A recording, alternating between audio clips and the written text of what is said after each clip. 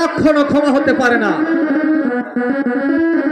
তুমি যদি আমার সম্মুখ থেকে না যাও তাহলে তুমি এখানে থাকো, আমি এখনই চলে যাব। না দাদা, তুমি কোথায় যাবে?